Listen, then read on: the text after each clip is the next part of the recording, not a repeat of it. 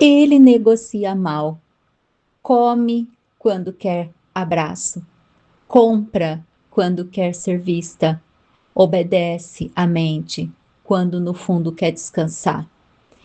Se sente encurralada pela psique, pela mente, pelas coisas da vida, não respira, não inspira e pira. Oiê, bom dia, tudo bem com você? Esse é o Pulso Presente, sou Silvia Maria e a gente já começa assim, né? Falando das coisas que acontecem com quem? Com quem? Com quem? Conta aqui pra mim, com quem? O corpo emocional, lógico! Então, bora lá, vamos entender de novo, né? O corpo emocional, ele negocia mal. E ele acaba comendo quando ele queria abraço, ele acaba comprando quando ele quer ser visto, ele acaba obedecendo a mente quando ele quer descansar e ela não deixa ele descansar e joga ele para um monte de coisa, né? Às vezes é para um joguinho, às vezes é ir para conversar com uma amiga e essa amiga dá orientações que não resolvem nada, muito pelo contrário, se bobear até te bota em fria, né? E aí, nesse processo ao invés de apagar o colapso, ao invés de desacelerar para quem está ansioso ou se alegrar para quem está depressivo, o que que acontece? Intensifica, potencializa aquela sensação de desconforto, porque ainda por cima, quando a gente come, compra, não descansa, a gente ainda sente culpa! Oi, então eu tô tudo bom. É, assim. Ai, vamos rir de nervoso com esse negócio dessa conversa, dessa culpa aí? Ai, meu Deus, o que que nós faz com esse corpo emocional?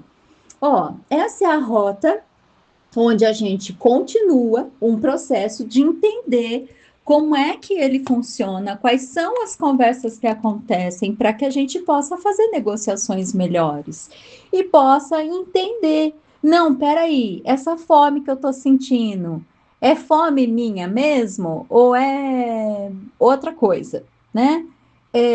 Eu vou comprar três desse negócio. Três? Mas será que eu preciso de três? Às vezes eu não preciso nem de um, certo? Ai, eu tenho que descansar. Nossa, eu tô com vontade de fazer xixi.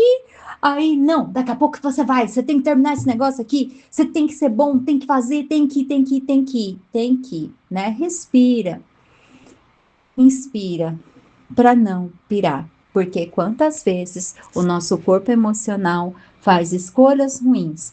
Porque a gente aprendeu isso. Isso vem desde a infância, tá? Então, assim, lógico, eu tenho dito nos últimos episódios as dinâmicas entre o corpo emocional e a psique e a mente, que são os coleguinhas com quem ela mais conversa, né? Eu e as gangues. É a gangue da raiva, medo e ansiedade, é a gangue corpo emocional, mente, psique, que sobra muito pro físico, né? O físico, coitado, é o bode expiatório da conversa. Eu vou dando risada porque eu vou imaginando a cena, né? É muito aquele filme da Divertidamente, acho que é isso, né? Que fala dos personagens dentro da cabeça da menina. E aí isso muda na adolescência e tudo mais. Então, só que na vida real, a vida ela não dá espaço, né? Não dá para a gente brincar divertidamente com o colapso da vida. Muitas vezes a gente paga um preço muito alto, entrando em relacionamento, confiando que realmente aquela pessoa está disponível para a gente, vai namorar a gente, aí a gente vai para intimidade com essa pessoa e aí acaba com os burros na água, né? E aí a gente fica ali catando os cacos porque não segurou o emocional e não pensou antes de se precipitar com certas coisas, se é o caso, tá? Tô dando um exemplo aqui aleatório. Mas quantas vezes a gente não dá, né? O emocional, e aí vamos lá, o quanto que esse emocional que não é ouvido, que não descansa, que não é abraçado, que não é entendido, ele enfia a gente em furada financeira. É ele realmente que enfia a gente em furada financeira? Ou desde criança para sobreviver, a nossa criança interna viu pai e mãe brigando e arrumou o seu jeitinho para resolver a questão ali e dar conta com o medo dos pais se separarem, com o medo da família desfacelar, com o medo de alguém ir embora, né? Como que a sua criança interna lidou com, de repente, a necessidade de comer menos, porque senão não ia ter comida para todos na mesa? Eu não sei qual foram as grandes questões da infância, mas você sabe. E aí, quando você olha para a sua criança interna, o que você sabe da história, do desenvolvimento da sua criança interna depois que nasceu, né? Porque o que tem antes de nascido, que é uma raiz extremamente profunda, é lá onde eu começo no processo terapêutico, você não sabe. O que você sabe é o que você escutou os outros contar de você, em especial a mãe, né? Eu quando eu tava grávida do fulana, da fulano, do fulano, da fulana, foi assim, assim, assim. Eu trabalhei um monte na minha gestação. Porque eu passava por tal lugar, eu achava bonita aquela loja. Então você sabe na perspectiva de uma outra pessoa. Você não sabe quais foram as leituras, os entendimentos e o aprendizado. Porque entender é uma coisa, aprender com aquilo e o que a gente aprende com aquilo com base no entendimento é outra coisa. E a leitura, então, nem se fala, né? É um processo à parte aqui. E, de novo, eu vou dando risada porque eu tô tentando trazer leveza para um trem que não é leve, porque você não sabe, meu amor. E, às vezes, precisa de um processo terapêutico profundo, especializado, coordenado no sentido de não ter... Ó, as gatas entrando e saindo, tá? Então, portas abrindo aqui, é gata, entra, aí sai. Entra, sai, porque aqui tá chovendo, então vamos lá. Por que que o nosso galo tá calado? O nosso galo tá calado porque tá chovendo, tá um frio de lascar e só a doida aqui que acorda às 5 da manhã. Porque o resto. E os gatos, né? Porque os gatos querem ração. Porque o resto, pelo jeito, os galináceos estão tudo nos puleiros. No quinto sol, né? O sol não saiu, acho que perderam a hora. E aí é isso. Quanto que, de repente, para você saber sobre o porquê que você resolve as coisas dessa maneira, o porquê que o teu emocional se engatilha todo quando determinadas coisas acontecem, sejam elas boas ou ruins, e você não sabe porque você não tem essa informação, você não entendeu. E hoje, vamos lá, quando a gente vai com uma criança e olha a profundidade do processo, tá? Quando você vai com uma criança e, e você fala para ela assim, não pode pôr o dedo na tomada, dá dodói, dá choque, faz dói. E aí quando você fala assim, ela tem criança que vai obedecer, tem criança que vai falar assim, não é para pôr, agora que eu vou pôr mesmo, né? Depende da personalidade da pessoa. E aí, hoje, quando você lembra, se você é aquela criança, hoje você lembra, e mais do que você lembrar a circunstância, você entende que aquela pessoa que estava ali orientando foi na melhor das boas intenções, foi com a intenção de cuidar. Talvez tenha dado um tapa, talvez tenha berrado, talvez tenha falado com amor, mas pouco importa como foi. Como assim, Silvia? Não importa como foi, importa sim, porque no meu caso bateram, no meu caso gritaram, no meu caso foi dito com amor, mesmo assim eu desobedeci, fui lá e botei o dedo, me veio choque. Então, tá vendo? Porque assim, são infinitas possibilidades, mas o que importa? Importa que você hoje, adulto, quando revisita essa memória de você criança, você consegue ter as duas visões. A da criança, que viveu aquele momento, seja ele feito da forma correta ou incorreta, né? Não é essa a questão que a gente está colocando aqui, mas o impacto que isso trouxe, como aquela criança leu e como você agora complementa a leitura dela. E aí, isso é um processo profundo.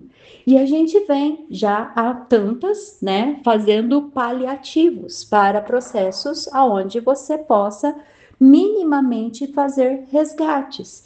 É parar para respirar, é se perguntar por que que você está fazendo aquilo, é entender que você está colapsando porque a ansiedade pegou demais, ou a depressão caiu demais, ou a ansiedade, o medo, a raiva, tudo junto, misturado, as coisas vieram, bateram, né, de uma vez ali, e aí conforme, tudo bem, isso ajuda, mas dependendo da situação que você está, esses paliativos não substituem você buscar um aporte com um profissional, e talvez não só um profissional, talvez você precisa de uma equipe. O legal da área da saúde é a gente poder contar com os profissionais, tanto os da ciência pragmática quanto os complementadores, né, os integrativos, porque há coisas que vão ajudar. Então, a dança, ela ajuda, um processo meditativo, ele já tem comprovação científica que ajuda, tem processos terapêuticos que auxiliam.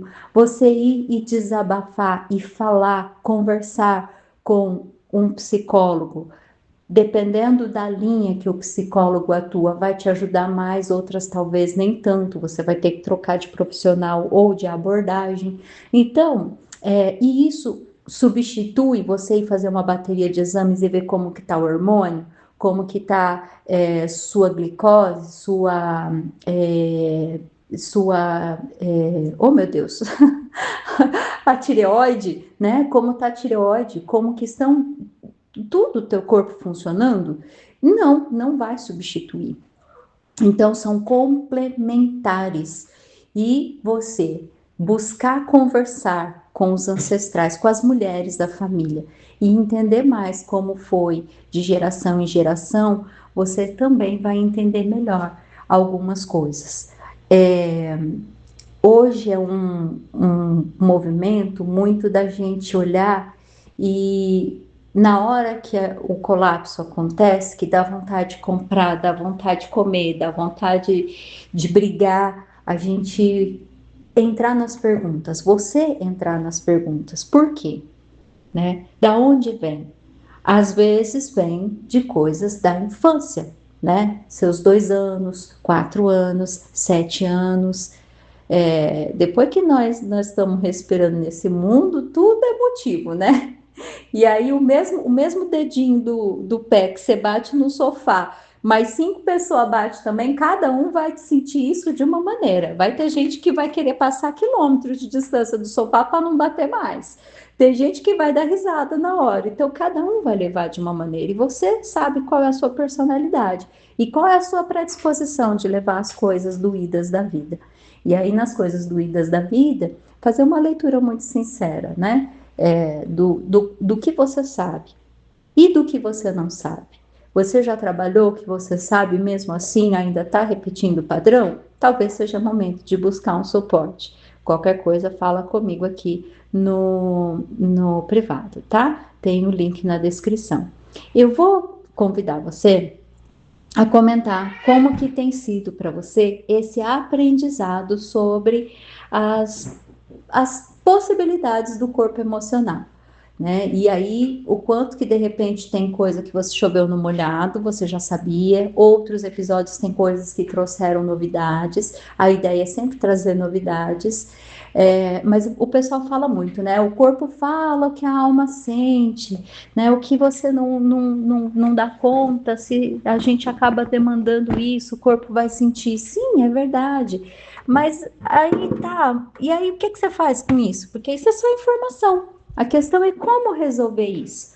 Então, é respirar, mudar o ritmo, tá? Por isso a ampulheta, por isso o coração, por isso eu tenho batido tanto na tecla do escolher e entregar. Você escolhe parar e respirar.